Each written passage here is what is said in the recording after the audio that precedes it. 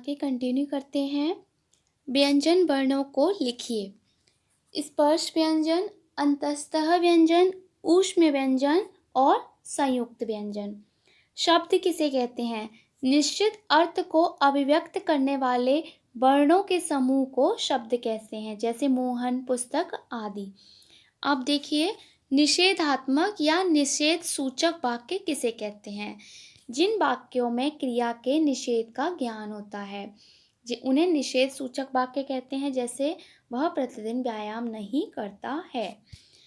अंतस्तः व्यंजनों को लिखिए। य, र, ल, व सब अंतस्तः व्यंजन हैं। विलोम शब्द किसे कहते हैं? जब दो शब्द विपरीत अर्थ देते हैं तो वे एक दूसरे के विलोम कहलाते हैं। विलोम शब्द को विपरीतार्थक शब्द कहा जाता है। जैसे अधिक का न्यून, असली का नकली, अर्थ का अनर्थ, आज्ञा का अविज्ञा। पर्यायवाची शब्द किसे कहते हैं? पर्याय का अर्थ होता है दूसरा, अर्थात पर्यायवाची का अर्थ हुआ उस अर्थ का बोधक दूसरा शब्द। जैसे अग्नि का आग, अनल का पावक, अग्नि, ये सब अग्नि के पर्यायवाची हैं। अनुपम, अनोखा, अद्भुत, अनूप, अनन्य। ठीक है।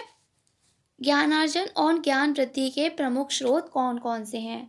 ज्ञानार्जन और ज्ञान वृद्धि का प्रमुख स्रोत है पठन। पुस्तकें एवं पत्र पत्रिकाएं, इंटरनेट पढ़ने से ज्ञानार्जन भी होता है और ज्ञान की वृद्धि भी होती है। आगे देखते हैं। संकर शब्दों को उदाहरण सहित समझाइए। ये शब्द दो भाषाओं के शब्दों से मिलकर बनाए गए हैं, उन्हें संकर शब्द कहते हैं। जैसे रेल प्लस गाड़ी, रेलगाड़ी, नेक प्लस चलन, नेक चलन। विराम चिन्हों से आप क्या समझते हैं और इनकी समस्याएं बताइए। तो देखिए, विराम चिन्ह है रुकना या ठहरना। अपने भावों को प्रकट करने के लिए भाषा बोलते समय अथवा लिखते समय कुछ स्थानों पर रुकना पड़ता है। अगर बिना रुके ही अपनी बात को कहते हैं तो सुनने वाले की समझ में कुछ नहीं आएगा। कई बार अर्थ का अनर्थ हो जाता है। हम उचित जगह पर रुककर अपनी बात कहेंगे तो ठीक रहेगा। इसी प्रकार लिखते हुए विराम चिन्हों के प्रयोग से न केवल भावों में स्पष्टता आती है बल्कि उसका प्रभाव सौंदर्य भी बढ़ जाता है। जैसे रोको मत जाने दो, इस वाक्य में कहीं कोई विराम नहीं है, जिससे उसके दो अर्थ प्रकट होते हैं। पहला, रोको मत जाने दो, और दूसरा, रोको मत जाने दो। इसमें क्या है? रोकना है, उसमें क्या है? रोकना नहीं है। अब देखिए, देवनागरी और अंतर्राष्ट्रीय अंक को लिखिए। देवनागरी को ऐसे लिखते हैं 1 2 3 4 5 6 7 8। अंतर्राष्ट्रीय में लिखते हैं हम 1 2 3 4 5 6 7 8 9। आगे बढ़ते हैं। आरोही क्रम को उदाहरण सहित समझाइए। आरोही क्रम में क्या होता है कि हम सबसे छोटी संख्या को सबसे पहले लिखते हैं, फिर उससे बड़ी संख्या, फिर उससे बड़ी संख्या, मतलब संख्या को उसके बढ़ते हुए क्रम में लिखते हैं। जैसे 8 9 10 11 12 13 14 16।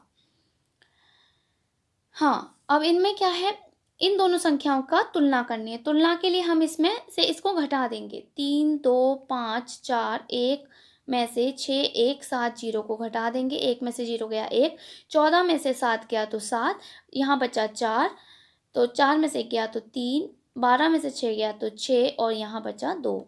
2 6 3 7 1 का अंतर है।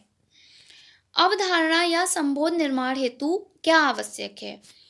अवधारणा या संबोध निर्माण हेतु आवश्यक है कि बालकों की समझ उन्हें ठोस, मूर्त व अन्य वस्तुओं के माध्यम से कराए, क्योंकि ठोस व मूर्त वस्तुओं से कार्य करते समय बच्चों की कई इंद्रियां एक साथ सक्रिय होती हैं, जिससे सीखना आसान हो जाता है।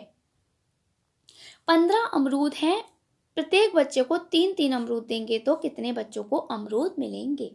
15 हैं, 3 दे दिए, कितने बचे? 12, फिर 3 दे दिए, 9 बचे, फिर 3 दे दिए, 6 बचे, फिर 3 दे दिए, 3 बचे, फिर लास्ट के 3 दे दिए। कितने बच्चों को मिले? 1 2 3 4 5, 5 बच्चों को अमरूद मिले।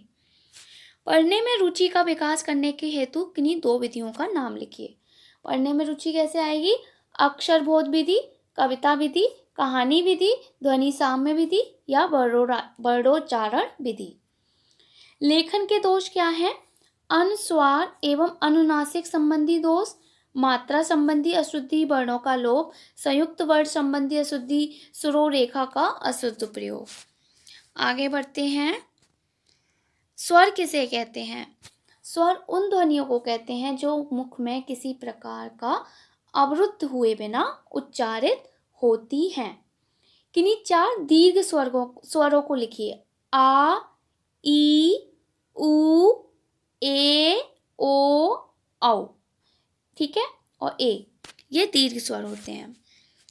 संक्षेप सूचक अथवा लाघव चिन्ह का प्रयोग कहाँ किया जाता है? एक उदाहरण से स्पष्ट कीजिए। संक्षेप सूचक अथवा लाघव चिन्ह का प्रयोग शब्दों के संक्षिप्त रूप के लिए होता है, जैसे क्र, प्र, ओ। तो ये हो गया। आगे बढ़ते हैं। अचल तथा अचला का अर्थ स्पष्ट करते हुए दोनों का अंतर लिखिए। अचल माने स्थिर और अचला माने पृथ्वी, और अचल अचला अलग अलग हैं। वर्ण तथा शब्द में अंतर एक उदाहरण सहित बताइए। वर्ण भाषा की सबसे छोटी इकाई है, जैसे क, ख, ग, ये वर्ण होता है सबसे छोटी इकाई भाषा की। वर्ण को अक्षर भी कहा जाता है। शब्दों की उत्पत्ति वर्णों से हुई है। निश्चित अर्थ को अव्यक्त करने वाले वर्णों के समूह को शब्द कहते हैं, जैसे मोहन पुस्तक। आगे बढ़ते हैं। 2 सैकड़ा, 3 दहाई, 1 इकाई मिलकर कौन सी संख्या बनाएगी? तो 1 इकाई, 3 दहाई, दहाई के स्थान पर, सैकड़ा, सैकड़े के स्थान पर बन जाएगा 231। 6, 3, 6, 8 संख्या में प्रत्येक 6 का स्थानीय मान बताइए। स्थानीय मान क्या होता है? जैसे कि 6, 3, 6, 8 है, तो इस वाले 6 के आगे जितने अंक हैं उतनी 0 लगा दो। 6 0, इसका स्थानीय मान हो जाएगा 6 0। इसका स्थानीय मान देखना है। 6, इसके आगे 3 अंक हैं, 1 2 3, इसका स्थानीय मान हो जाएगा ये। 1, 6, 9, 6, 7, 9 को हिंदी भाषा में लिखिए। इकाई, दहाई, सैकड़ा, हजार, 10,000, लाख। 1,69,679। 48 सेब 4 बच्चों में बांटे गए। प्रत्येक बच्चों को कितने सेब मिले? तो 48 सेब हैं, 4 बच्चों में बांट दिए, भाग मिलेगा 12 चौक 48, 12 सेब मिलेंगे प्रत्येक बच्चे को। अवरोही क्रम में लिखिए। अवरोही क्रम का मतलब होता है सबसे बड़े से लेके सबसे छोटे तक आना, बड़े से छोटा।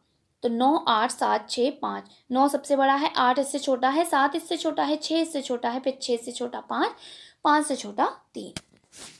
आगे बढ़ते हैं। संख्या किसे कहते हैं? उदाहरण सहित समझाइए।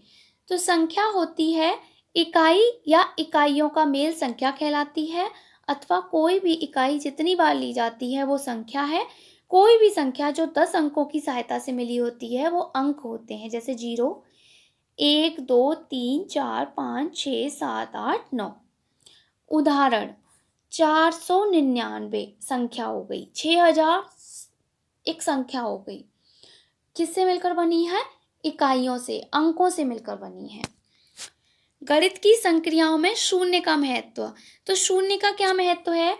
किसी भी संख्या को लिखते समय यदि इकाई, दहाई, सैकड़ा आदि के स्थान पर कोई भी अंक नहीं है तो उसकी जगह शून्य लिखते हैं। जैसे कि 8012 है तो इस अंकों में निम्न प्रकार लिखेंगे 8012। शून्य का इतिहास। यह निश्चित रूप से ज्ञात नहीं है कि शून्य का आविष्कार कब और किसने किया, परंतु इसका प्रयोग वैदिक काल में होता है और शून्य का आकार गोला है। शून्य के बारे में ब्रह्मगुप्त ने सर्वप्रथम 30 वर्ष की आयु में ब्रह्मस्फुट सिद्धांत में शून्य की परिभाषा इस प्रकार दी। अ में से अ को घटाएंगे तो क्या मिलेगा? शून्य। शून्य के बारे में ब्रह्मगुप्त का योगदान सराहनीय है। शून्य का साथ जोड़, घटाना, गुणा, भाग सभी क्रियाओं का अच्छी प्रकार समझाया गया है। शून्य का जोड़, शून्य शून्य को जोड़ेंगे तो हमें शून्य ही मिलेगा। शून्य में से शून्य घटाएंगे तो शून्य ही मिलेगा।